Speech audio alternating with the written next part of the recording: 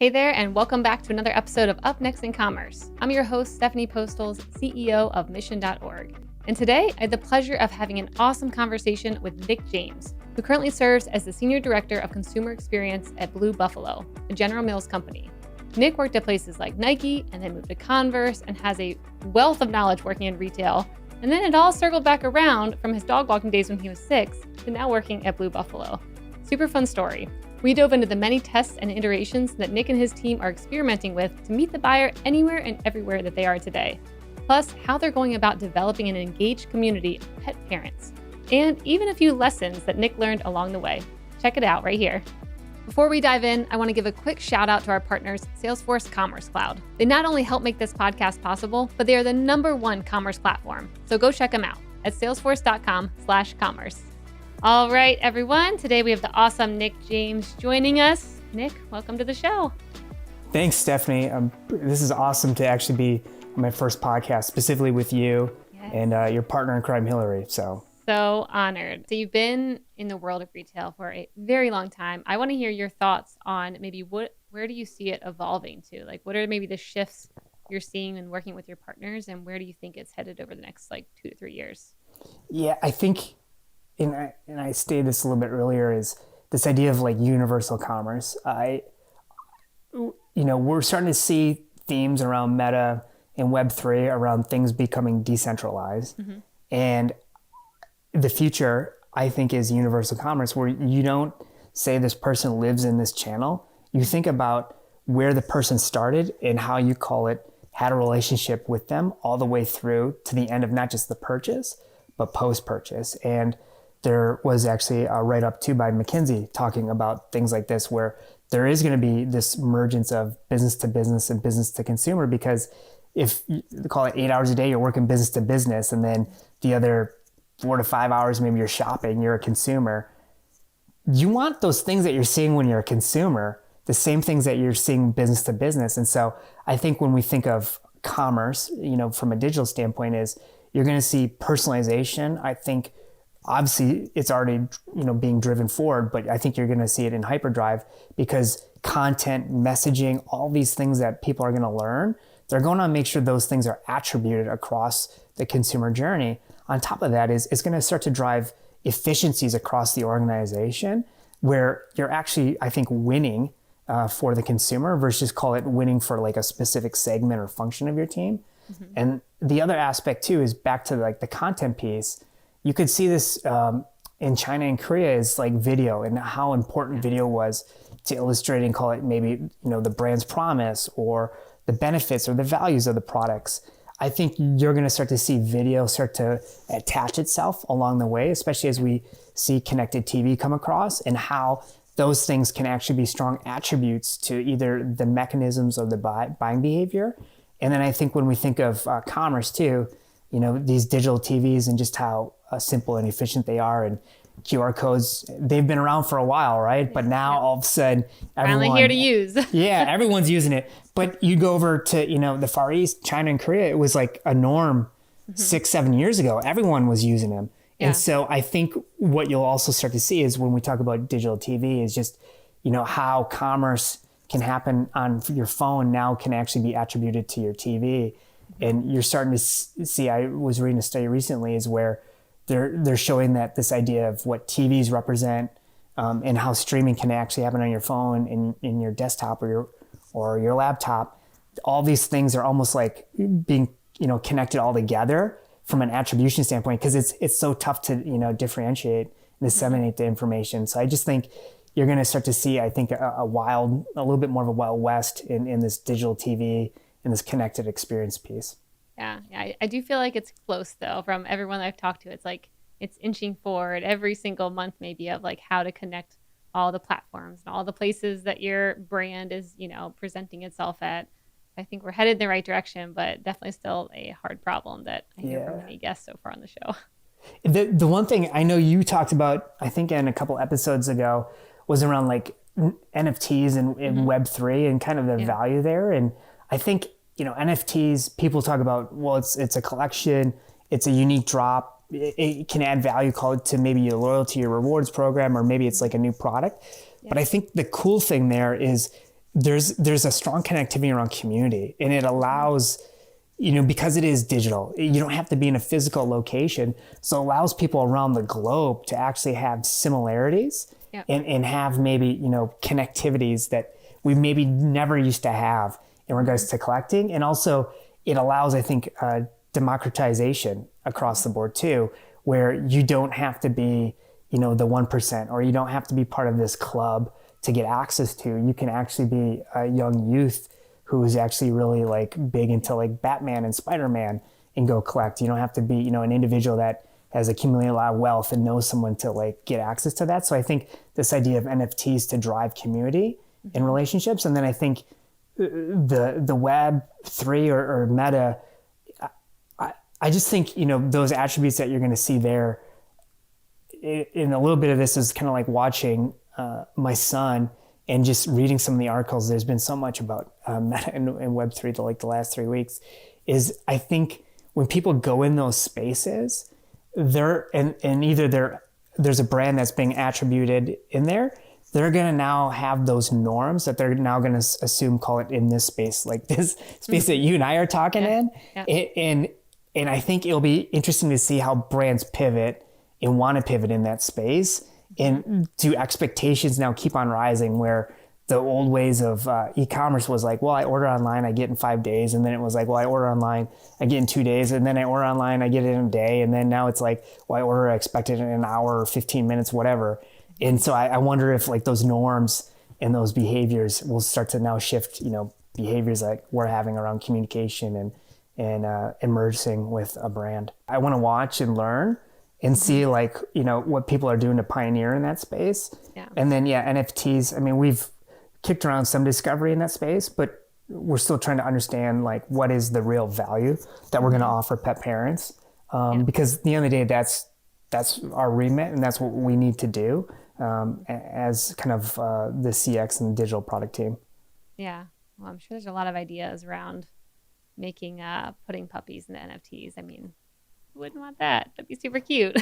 We did that for April Fools, actually. Yeah. We had the buff coin and we posted it, and we saw great engagement. And I give a lot of credit to our social media lead, because we did a test last year for April Fools around this dog chair, feed them like family, this intent. And so, she came back with this idea, and it's like a blue buffalo coin that we used to actually give to individuals. And we digitized. It was great. It was like, I like that. That's awesome. Yeah. All right. I want to dive into your background, because you look like you have done many, many things. I mean, I saw you worked at Nike for, I think, a decade, and then you went over to Converse, and you did a lot of other things in between and before that.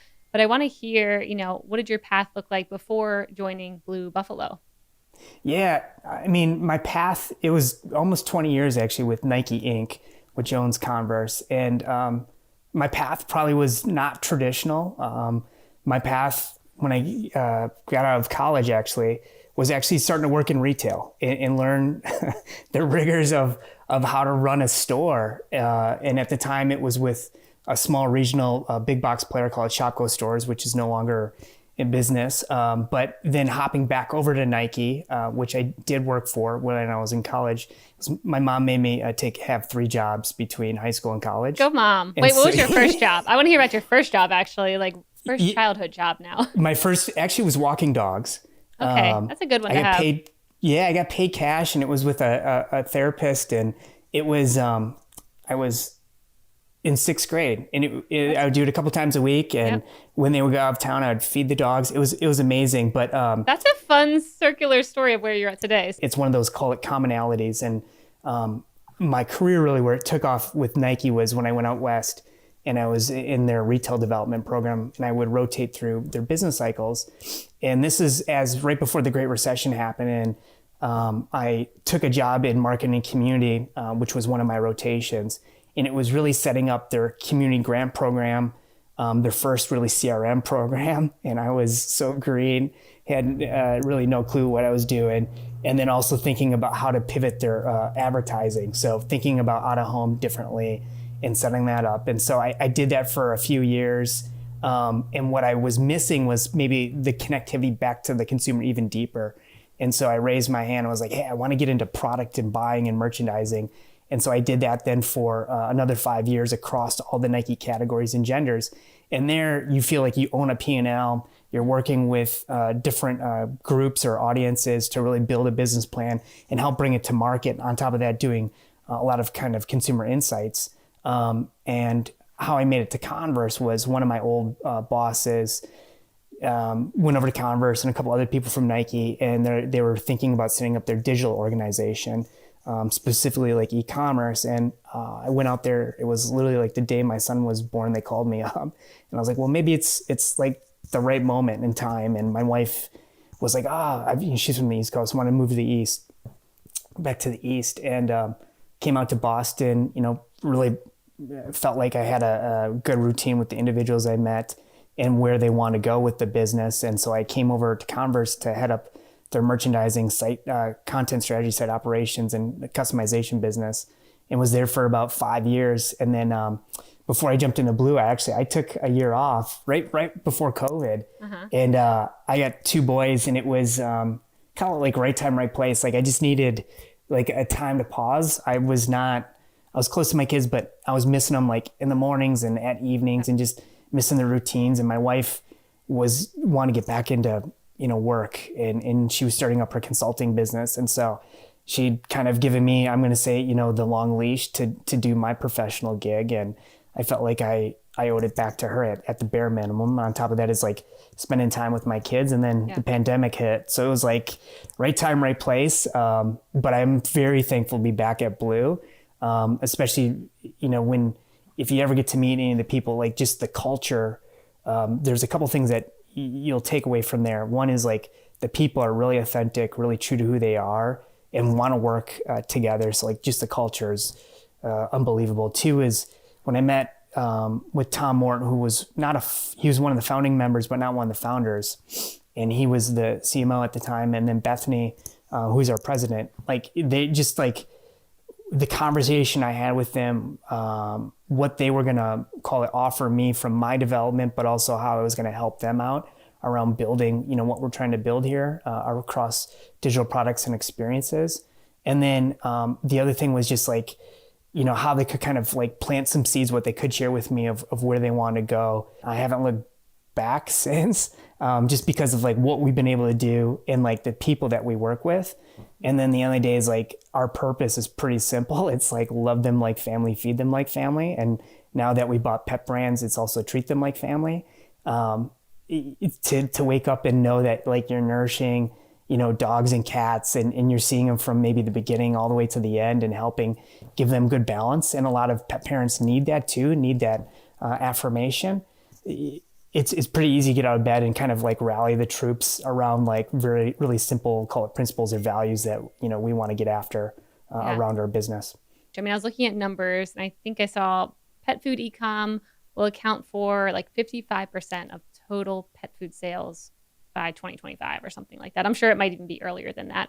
But looking at where it was even 2 or 3 years ago, the amount of online sales that were happening to now and where they're projected to go, I mean, what has that felt like inside of a company that's probably experiencing like massive growth because of, the past couple of years? Yeah, I think what it's felt like is trying to really be clear of like what we want to accomplish, especially as we're bringing on what we call ourselves buffs inside the herd. And so I like that. Yeah, and it's not a big organization when you think about it. We're going to be 20 years old this coming year. When General Mills bought us, we were about $1 billion. Now we're over $2 billion. So in roughly a 6-year range. And then to add like new channels, new capabilities, you're bringing on a lot of new talent. People are being stretched sometimes in spaces that gets a little uncomfortable. And so, the team has had to be really clear of where we want to go. And then 2, the reason why we maybe chose, hey, let's invest a little bit heavier in e-com and go to that space was, more importantly, where was the consumer going and where did they need to be served? And a lot of times it is e-com. And as the retail evolution also has happened is, people use BOPIS or, buy online and pick up in stores. Like that also has kind of driven, call it this ease, this use case. And then on top of that, with COVID, a lot of stores were closed. based on, the jurisdiction. So the only way sometimes people could actually get food and nourish their cats or their dogs was through e-com. So there was also a little bit of some natural evolution there. And then early on in this podcast we were talking about was just the macro trends and the behaviors that are changing. And one of the insights here is there's been a large movement from a younger demographic of adopting pets. I think there was just a natural evolution with this younger demographic using phones, being mobile, and also like once you've found, call it your nutrition for your dog or your cat or your multiple, you kind of stick with it. Our president Bethany says this is dogs right now, they're not going out to dinner, right? They're having dinner at home. So the routine is somewhat there. And then I would also say some of the retailers have made it much easier, right? For you to subscribe constantly and have something delivered and almost not think about it. And I think that's been a little bit of this evolution of e-commerce is, it's really from a utilitarian standpoint, I think simplified certain things. And a lot of things my wife and I do, we don't go in store. We buy online, have it delivered here, or we go pick it up just because we're busy. We got 2 boys and we have other complicated things happening in our lives. So I think there's just been this commonality that's happened. And some people have been early movers and some people will be late adopters, but I do think it's just also this natural evolution of a shift.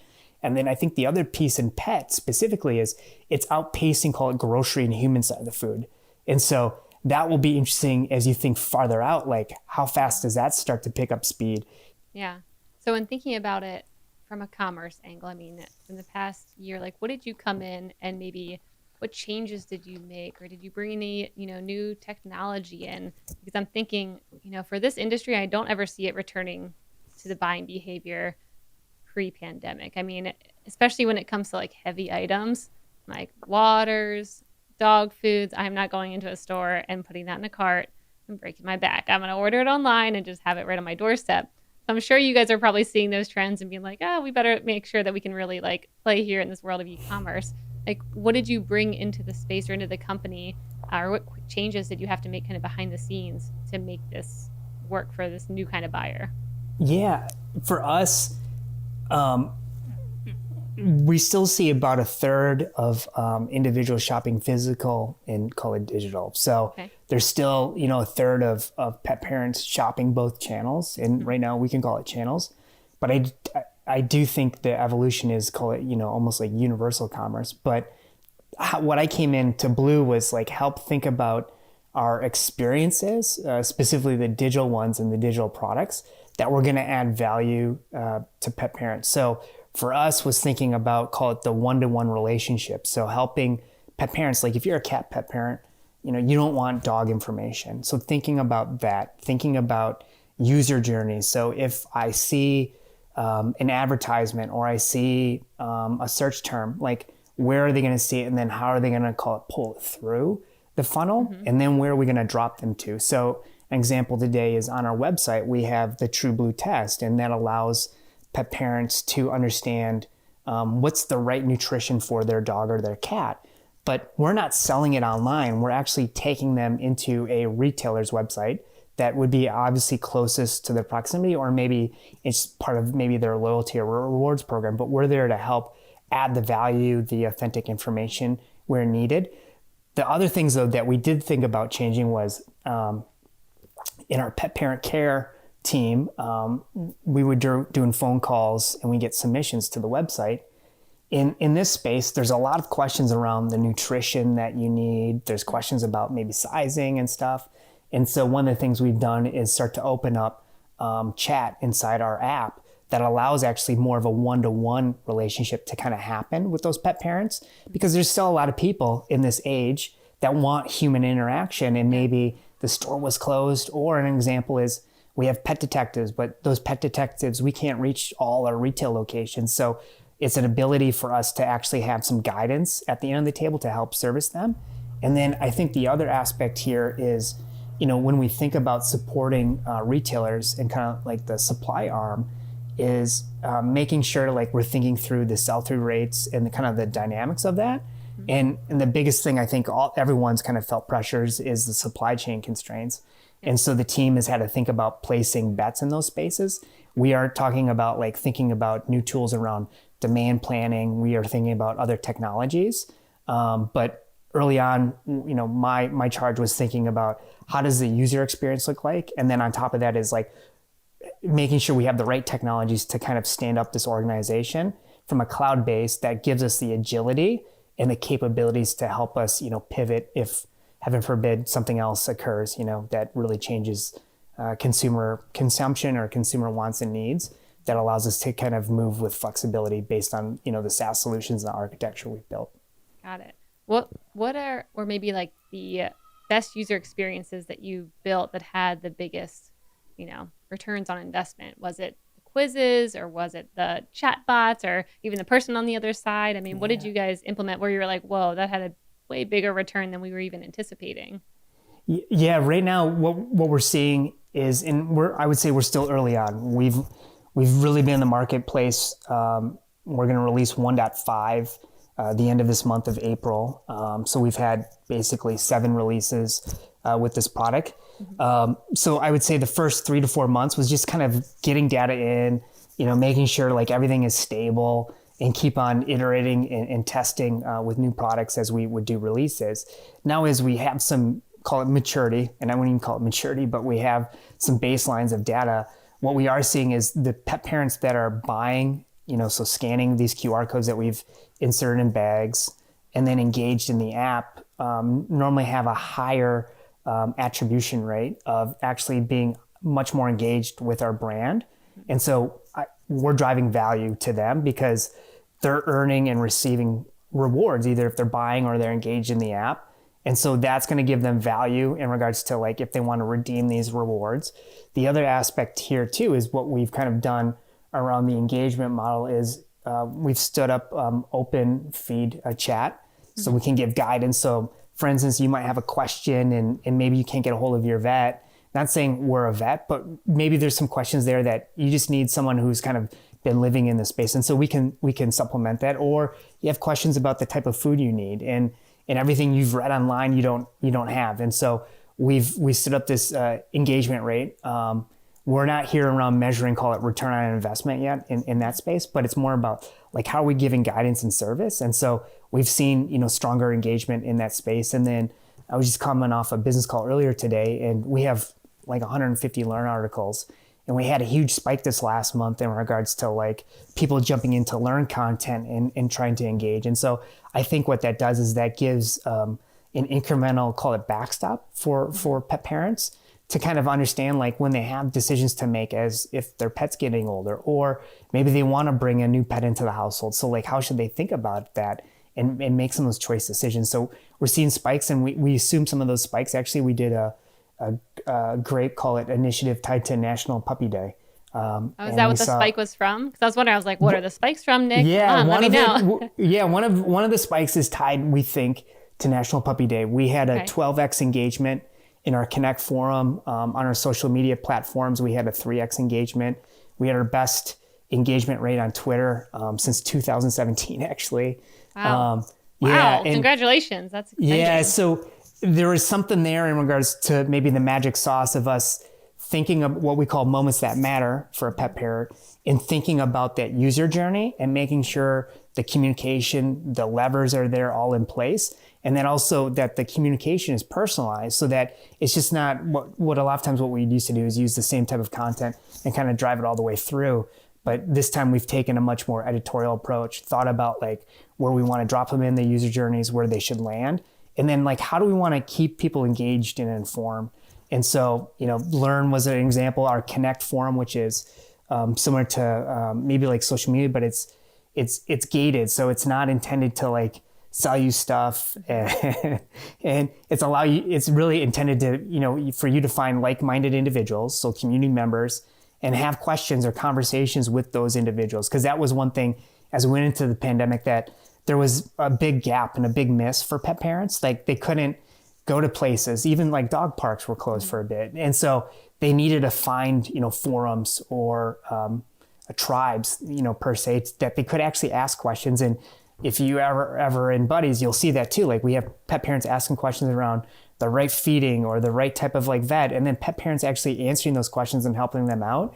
And then if needed, we do have our open chat where they'll also jump in to solve some of those questions. So those are some of the things that we've seen in regards to kind of driving this engagement as we think about, you could say e-commerce, but I think about it as more universal commerce around giving added value to those moments that matter for a pet parent outside of just maybe the purchasing decision. Yes, we want to sell food and we do a great job of it, but it's also like as things arise around, call it, pricing, but also as people have questions or maybe concerns, we want to make sure, there's added value for them in either their decision making or just like, hey, they're a loyal fan, so let's give them a little love and a little gush for them so that they stay true to our brand in regards to just buying behavior. Yeah. Okay, so I want to talk a bit more about the International Puppy Day now. You were mentioning that, this time around is much more personal than probably ever before, and that you were dropping, the users at different points in the user journey, depending on maybe what they're engaging with. I want to just drill into it a little bit and hear more about, I want to unpack what the campaign looked like. How did you personalize it? And, what different points were you dropping these either new or existing customers into a journey? Yeah. So I want to know all of that. I think the journey started with really us having the vision of saying, okay, National Puppy Day is happening, and then thinking about how would we want to tease out the moment, and then how would we want to maybe complete the moment, and then thinking about, okay, if we think about National Puppy Day, where do we see most pet parents at that moment, and then how would we want to pull them through the life cycle of the journey. And so for us, a lot of it was how do we give them and I call it a backstop. And so, an example would be like our Learn Forum, our community, our Connect. And then also we do have what we call Moments That Matter bundles and give them added value in regards to either earning incremental rewards, having a place where they could actually have engagement with like-minded pet parents, or actually get incremental articles. So we thought about where would we want to tease out the moment. And so we would use a lot of social media to do that in our Connect forum. Then B, what we did is through basically a 2-day moment is we used, for instance, all our own channels and stood up a campaign that really understood and added value to pet parents. And then through that, we took them back into Buddy's experience to help give them, call it, incremental rewards through that. And then for us, what this is this is a distillation where now as we talk about new, call it, initiatives tied to pet cancer awareness, which is right around the corner, we actually have now a baseline of like what were the right use cases to bring this pet parent through, and what were, for instance, the right comms plans, if it was imagery, messaging, and then also channels to kind of have a conversation with them and make sure that they felt heard and there was value for them. It sounds like it's a much easier, journey, or a more gentle one, maybe, instead of being like, everyone go over to the app, right away. Like all the campaigns are sending you here. Instead, it's like little touch points and then kind of testing and being like, oh, okay, you like being here and you'll probably like this even more. Yeah. I like that approach. And Stephanie, like one of the things is, we're really early on in this journey. Prior to January of 2021, this organization was a team of 5 individuals, and now, we're a team of over 30 plus, direct or indirect. And, we have a mindset using an agile mindset, having a growth mindset, and thinking about ways to, call it, test and iterate, especially early on for the, next year or two, because we haven't had as many baselines to help understand the user and the behavior. We've had, obviously, we do panels, so quant and qualitative stuff, but that's at the moment where maybe they're not really truly making the decision, right? They're somewhat volunteering. Now we're actually in the journey, trying to pull them through and trying to see like what keeps them engaged, what adds value to their experience. And then from there, we can start to say, okay, here was like our benchmark or our baseline. Now let's put hopefully a better initiative together that still uses a lot of the same tools, but maybe it's just a little bit more optimized. And I think what that will do is that allows us to actually build out much better personalization for those specific pet parents in those specific moments that actually drives incremental value for, our partners who are selling our food. Yeah. When you were going through the tests and iterations, were there any tests that you made that maybe were surprisingly successful where you're like, oh, I didn't know you all would like that? Or, people were maybe unhappy with something and you're like, oh, okay, I thought everyone would have wanted that, but maybe not.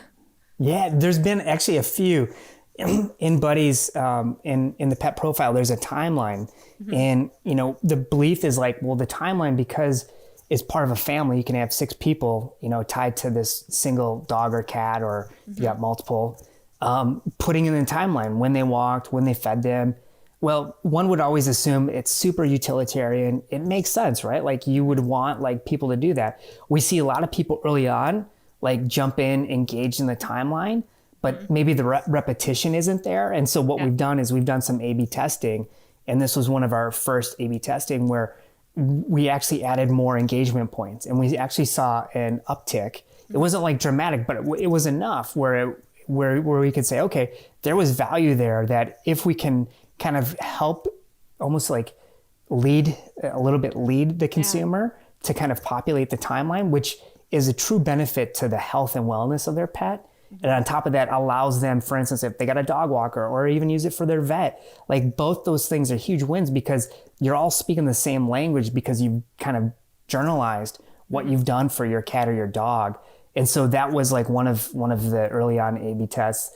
And that's good for you guys. I mean, once you would understand like the frequency of feeding and how much they're feeding, and then you're like, oh, here's your next offering. You need it exactly 41 days after you buy your first one. Yeah. And I think that's also like the beauty here too, is now we can start to think about, as we start to understand pet parents, like maybe we're not serving, call it the right packaging size, or maybe measurement. Like we always kid around, like it'll say like 1 scoop, but to someone, a scoop might mean like a spoon. Someone might mean like a measuring cup. Someone might, like a pitcher, right? So it's like, depends on what measuring cup my kid dropped into the bowl that day. I don't know. Like depends what they chose. Yeah. So it's all these things that you're learning and understanding the user, and you need a year to kind of like start to have some baseline, so that you could say, okay, I'm going to make a little bit more of an educated hypothesis going forward. Obviously we have value cases and hypothesis, but you don't know unless you try. Yeah. Okay. So that one initially maybe caused too much friction, and then you're like, well, you add some reminders, and then they're back on track and they actually like it and find it valuable. Okay. What other lessons maybe when you were trying to, stoke engagement or try new things? One of the things is when you get into like our home screen, on some of the symbols, you would almost like automatically assume like, oh, I click on this, it takes me into a journey. Well, it's not designed, because we're still at an MLP level. So that's like one of like the insights is like, oh yeah, I guess we could have spent a little bit more time building out those journeys. It would have taken a little bit longer to launch our beta, but that is, I think, like a true blocker, so like that's a learning, like we're seeing, call it a drop off there. The other aspects is, in our learn content, we have 6 categories. And so based on hashtags, we've started to see, okay, we're missing some hashtags, we're missing learn content. And so that's allowed us to actually build out new content. So behavioral's been one theme that we didn't build out enough, and people need that, especially as people are going now back to work, to help, nurture their pets. But also there's a couple other categories like we were missing, and we didn't want to like put out, call it 12 categories, because we weren't sure if 12 really mattered. We kept it to 6, but as we've kind of seen user behavior happen, we've said, okay, we got to add a couple new categories to the list of learn articles. So when you filter or when you search, that's what's kind of populating. So that was like a miss maybe on our end. And I would say a miss on my end was our Connect forum has been just highly engaged, and a little bit of hindsight here on my end was like, I wish we would have had the images much bigger from the get-go. Obviously it's going to happen in our next release, but like to me, we could have done, I think, a little bit more to help drive more of an immersion and engagement. But I think that's part of like this learn test kind of iteration, and also being kind of responsible in regards to like, you didn't want to overbuild or over engineer something because you weren't sure like how they were going to engage. Yes, we'd done some alphas, we'd done research and asked the questions, but even there, you have such a small audience sometimes that you're not always for sure like how people are going to kind of drive and use the technology. Yeah. Okay. And was it the product images that you're like, we should have had those bigger than they were, or which It's images? the post. So like in the post, a lot of Oh, pet parents are actually okay. going in, posting pictures of their cats and their dogs. Got So it. So National the Puppy Day is a customers' good, pictures. Okay. yeah. Their Okay. National Puppy Day, a lot of people will put, like, we have a meme generator too, and they'll put images of like their dog with like a meme or Mm, something like that. And so you want to bring these images to life. There's a reason why they're posting 6 yeah. images is because they're gushing about, their fur babies Yeah. or showing like who they just adopted, and they're welcoming them to their community. And so those are areas where I think we're working to bring these things to life to make it definitely much more engaging and valuable for the pet parents. Got it. Okay. So I'm impressed with your guys' community already. I mean, where you all are at, I hear many other brands talking about that as a place they want to get to, and thinking about how do I, even get customers and potential customers into this community? How do I keep them engaged? What does that look like? It's, to me, sounds like you already have your own community, but it's like I'm trying to think about how you guys balance it between when do you step in and kind of help guide conversations or answer things versus when do you just let the community take it away? Because on one side, I'm like, it sounds like you've got a Reddit over there where you've got people answering questions, asking questions, but then you also have a little bit more, like your brand is definitely stepping in as well to be like, well, here's the actual, possible Yeah. answers to your question. Like, how do you think about that balance? It was basically a lot of the products that we have and how we work in this agile method is we normally have principles. And so we've had principles on how we want to manage, and I say manage the forum.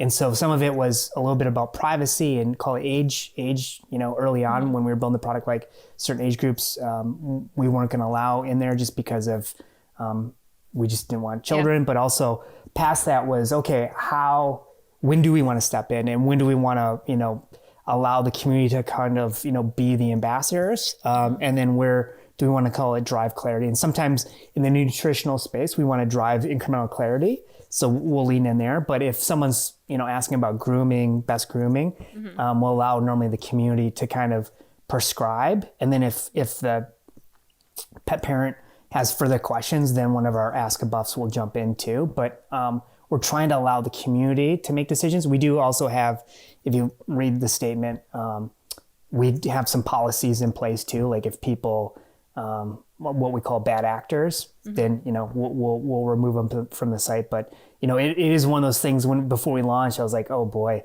like this is going to be exciting, but also it's a little nerve wracking because you're like, oh wow, I'm standing up like a social forum. You don't have handcuffs on everybody, but it's also like you got to believe most people are going to do the right thing. Yeah. But also when they sign up, they also know what they're getting into, and so based on those bylaws too, we can remove them if needed. Yeah.